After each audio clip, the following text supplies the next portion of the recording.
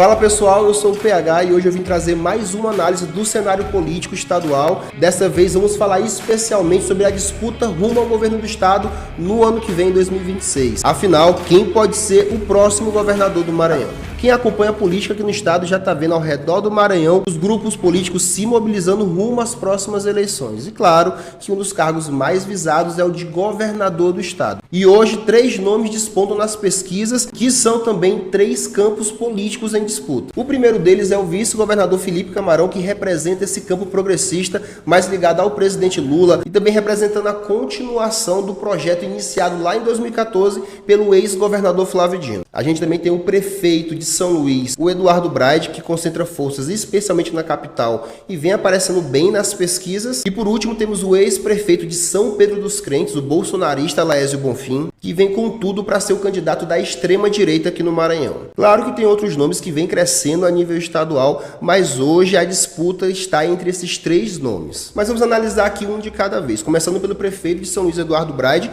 que vem sim aparecendo bem nas pesquisas, especialmente na capital. E assim, gente, algo mais do que normal o prefeito da capital aparecer nas pesquisas para governador. Vale lembrar do ex-prefeito de São Luís, o Edivaldo Holanda Júnior, que no último ano de governo apenas 24% da população considerava o governo dele ruim ou péssimo. E mesmo assim, nas eleições para governador, ele ficou em 4º lugar com apenas 3% dos votos.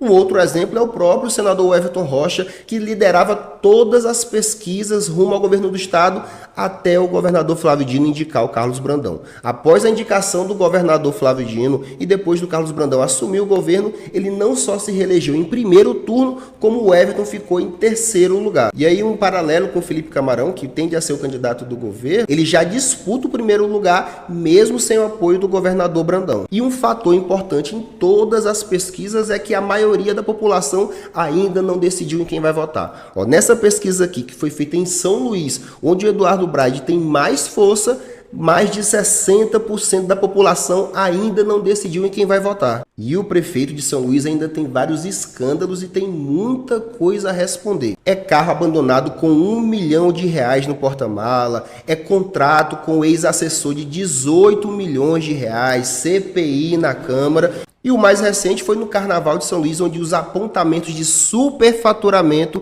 foram destaque na mídia nacional. E para completar, tem um outro fator que ainda pode minar a candidatura do Eduardo Braide, que também atrapalhou muito a candidatura do Everton Rocha, e aí já vamos falar mais sobre o Laésio Bonfim. As eleições a nível nacional tendem a ser uma disputa entre 2 campos. De um lado, o presidente Lula e seus aliados no campo progressista, e do outro lado, o campo bolsonarista com um candidato ou até mais de um, como a gente já está vendo por aí. E isso deve se repetir aqui no Maranhão. E o candidato do campo progressista do governo Lula já é o Felipe Camarão, e do outro lado, o Laésio Bonfim, apesar de estar em guerra com os deputados bolsonaristas, de nunca ter sido aceito no PL, de nunca ter recebido o apoio do próprio Bolsonaro aqui no Maranhão, ele conseguiu se consolidar como candidato bolsonarista aqui no estado. Já o Eduardo Braide também é de direita, mas ele é aquele político que é por conveniência, que está sempre em cima do muro, sem posicionamento, que nunca toma decisão, que nunca está do lado de ninguém, que tenta sustentar aquele discurso que não é nem de esquerda nem de direita. Mas a gente sabe, basta acompanhar a política dele, basta acompanhar os seus discursos, as suas alianças, que ele é sim um político de direita e representa a direita aqui no Maranhão. A diferença é que ele tem vergonha de dizer.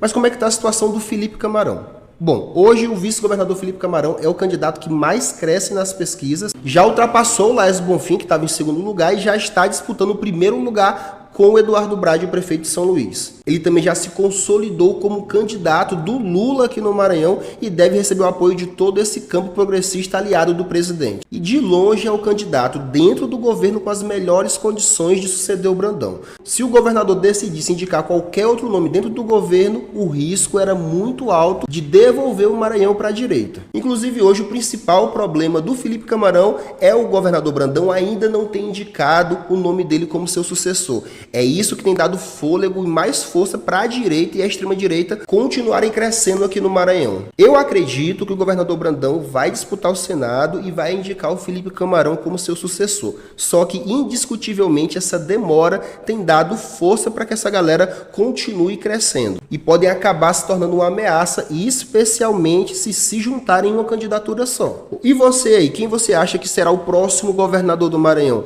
Comenta aqui embaixo, dá a sua opinião, inclusive diz também se você concorda ou não concorda com a minha análise aqui e traz os seus pontos também. Não se esqueça de se inscrever no nosso canal e de seguir a gente em todas as redes sociais, tanto no Instagram quanto no TikTok. Muito obrigado e até a próxima.